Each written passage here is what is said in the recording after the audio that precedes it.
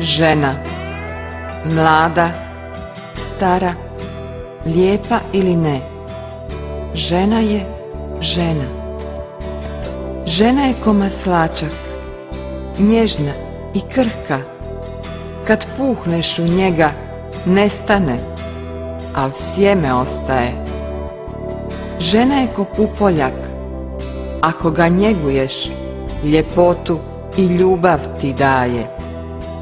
Žena je mak, mirisna i opojna, u san te baca sladak. Žena je i kaktus, izvana gorda i nedodirljiva, iznutra meka i topla, snagu ti daje. Jednom u životu pruža ti cvijet, zapamtiš li ga, nikada drugu nećeš htjet.